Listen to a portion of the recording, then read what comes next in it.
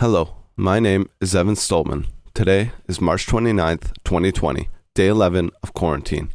We now have 663,000 cases worldwide with 30,000 deaths. Both of these statistics have a doubling rate of every 5 days with no slowdown in sight. It looks like we are in for the long haul, as many experts have said it is already too late to control any part of this global pandemic. In Canada, COVID-19 has now killed 53 people and counting.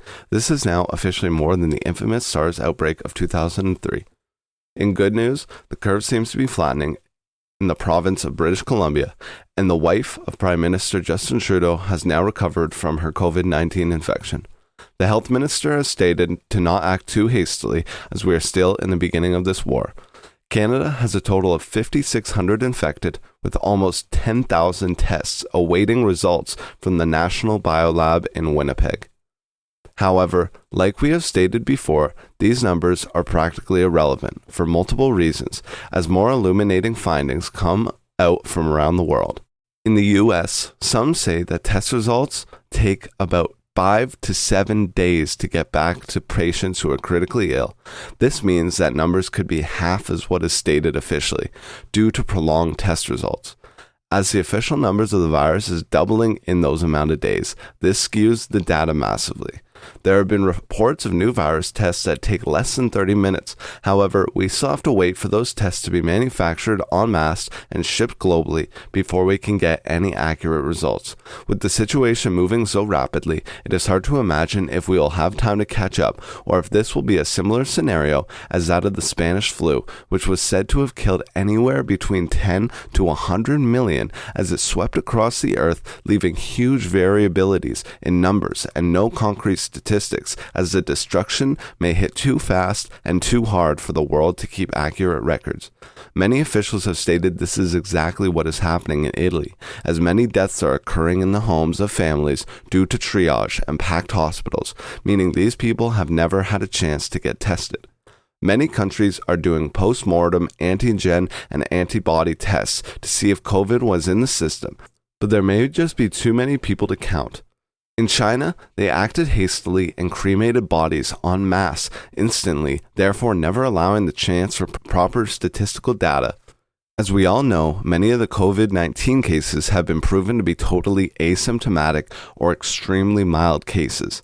This is believed to be a major factor as to why this virus has spread like wildfire all over the world in almost every country on the planet. It has been a very silent killer. Recent reports have stated that as much as 1/3 of China's cases may have totally been asymptomatic, allowing for incredible spread by those who do not feel sick and therefore were not told to quarantine. This has been why so many countries around the world have gone into complete lockdown, as it seems to be the only defense we have against the virus, as tests are not widely available as of yet. This is akin to cutting oxygen out of a fire, and why it is so important for the population to stay home and act like you could be infected. That is the only way to save lives. It is so crucial that the population, especially those critical care workers, to be given proper personal protective equipment, as well as the population given masks for everyday outings, as you could be spreading the disease without even knowing it.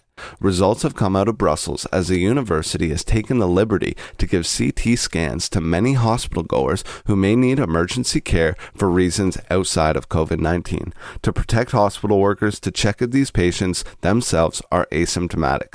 Mind-blowingly, of 164 cases of patients who have received these CT scans, 8% of them have shown lung tissue damage consistent with that of patients suffering from COVID-19. This means that there is possibly almost 10% of any given population around the world carrying this virus, living their day-to-day lives without even a sign they may be spreading it. These results open an entirely different can of worms that many doctors and epidemiologists have assumed from the beginning. This may mean that the containment measures and quarantines will have to be applied to entire populations in order to stop the spread of the virus until every last person has been tested. This could take up to many months of total lockdown, or other measures may have to be taken.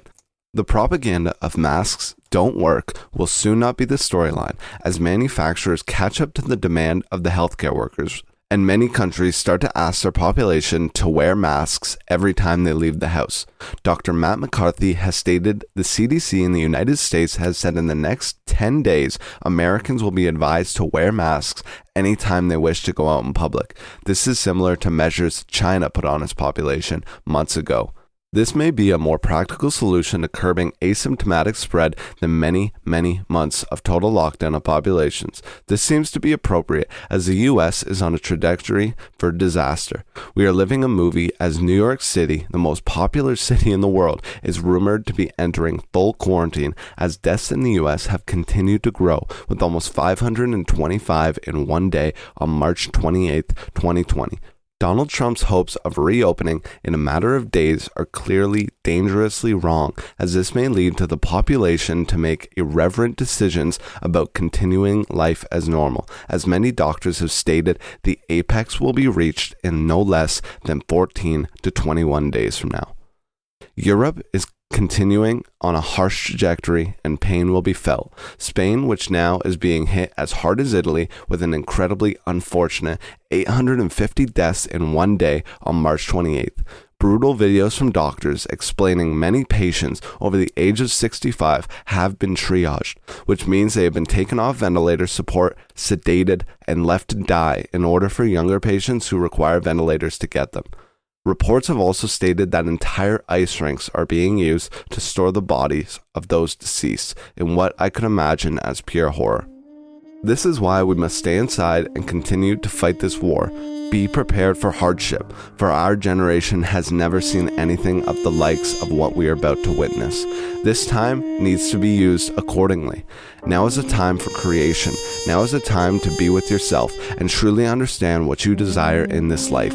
As we are seeing, it can be taken away from you at a moment's notice. I will now end with a quote from prolific philosopher Friedrich Nietzsche. To live is to suffer. To survive is to find meaning within the suffering. Thank you for listening and stay safe.